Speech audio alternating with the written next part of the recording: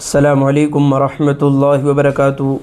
दोस्तों अजीज़ साथियों, आज की इस वीडियो में हम आपको बताने वाले हैं जो हज़रात 3 दिन की जमात के अंदर जाते हैं उनके लिए फ़ज़ाइल गश्त करने का आसान तरीका। सबसे पहले आपको एक चीज़ ध्यान में रखना है कि आपके यहाँ गश्त असर में हो रहा है या मगरिब में, इस चीज़ को भी आपको ध्यान में रखना है। तो हम इस वीडियो को शुरू करते हैं। मोहतरम बुजुर्गों, दोस्तों, अल्लाह रब्बुल इज़्ज़त का बेइंतहाई एहसान हुआ, करम हुआ कि अल्लाह रब्बुल इज़्ज़त ने हमें असर की नमाज़ पर जमात पढ़ने की तौफ़ीक़ अता फ़रमाई। मज़ीद करम भी हुआ कि अल्लाह रब्बुल इज़्ज़त ने ऐसी बाबरकत मजलिस के अंदर बैठने की तौफ़ीक़ अता फ़रमाई। भाई बुजुर्गों, दोस्तों, ऐसी मजलिसों पर मग़फ़िरत के वादे हैं। जहाँ कहीं ऐसी मजलिसें लगती है, फ़रिश्ते ज़मीन से लेकर आसमान तक कतार लगा लेते हैं और ऐसी मजलिसों को घेर लेते हैं।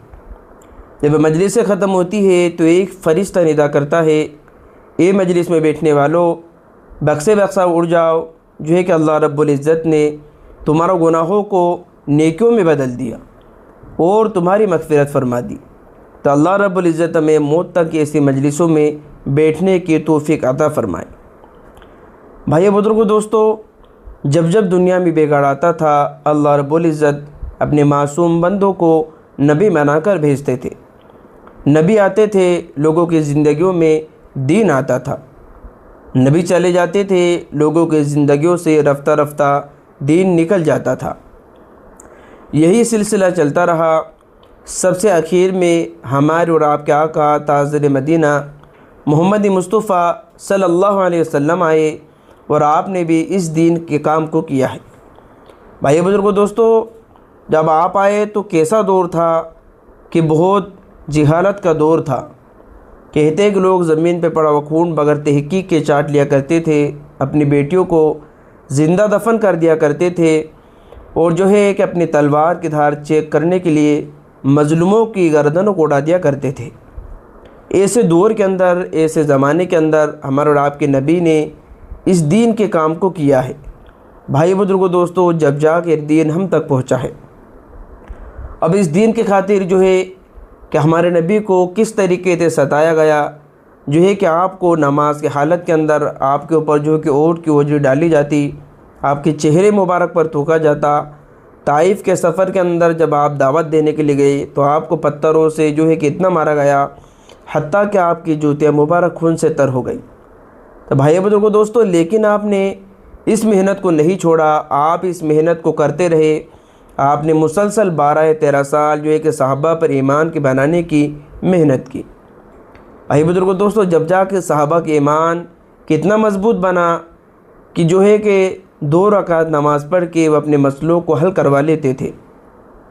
2 रकात नमाज़ पढ़ के अपने घरों में चक्कियाँ चलवा लेते। 2 रकात नमाज़ पढ़ के अपने खच्चरों को ज़िंदा करवा लेते। 2 रकात नमाज़ पढ़ के जो है कि अपने खेतों में बारिश से बरसा लेते। भाई बुजुर्गों, दोस्तों, उन्होंने भी इस दीन के खातिर जो है कि अपने जान माल वक्तों को लगाया। जब जाकर उनके ईमान भी इतना मजबूत बना, उनको भी बहुत सताया गया, बहुत डराया गया।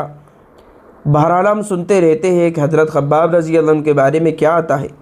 उनको रात भर कोड़े लगाए जाते, हत्ता के कोड़े मारने वाले थक जाते, फिर उनको आग के अंगारों पर घसीटा जाता। भाई बुजुर्गों, दोस्तों, उनको खून व चर्बी से अंगारे बुझते थे। इसी तरह हज़रत बिलाल रज़ी अल्लाह अन्हु के बारे में भी क्या आता है कि उनको भी रात भर कोड़े लगाए जाते, उनके सीने मुबारक पर चट्टान रखी जाती, फिर उनसे कहा जाता है बिलाल इसी हालत में मर जा या ईमान से फिर जा। लेकिन उनके ईमान इतना कवी, इतना मजबूत, वो कहते अहाद अहाद यानी अल्लाह एक है, अल्लाह एक है। तो भाई बुजुर्गों, दोस्तों, कहने का मकसद यही है कि इस दीन के खातिर जो है कि बहुत सारी कुर्बानियाँ लगी है, जब जाके दीन हम तक पहुँचा है। अब आपको इतनी बात करना है, उसके बाद अब आपको बताना है कि भाई गश्त के लिए कौन साथी तैयार है। जो भी रहबर हो, आपको उमूर वगैरह जो है कि तय कर लेना है। तय करने के बाद अब इसके फ़ज़ाइल के बारे में आपको बताना है।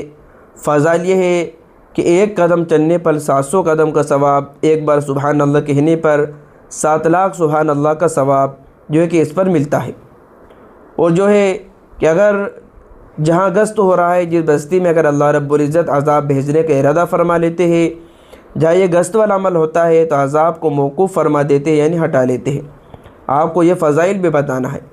उसके बाद फिर आपको अमल बताना है कि 4 अमलों का नाम गश्त है, 3 अमल मस्जिद के अंदर, 1 अमल मस्जिद के बाहर। मस्जिद के अंदर 3 अमल, उसमें एक भाई जो बैठेंगे वो 6 नंबर के दायरे में रहकर बात करेंगे। एक भाई दुआए ज़िक्र में रहेंगे, उनका काम ये है कि जो बस्ती में जमात गई है उनके लिए दुआ करेंगे, तमाम आलम के लिए दुआ करेंगे।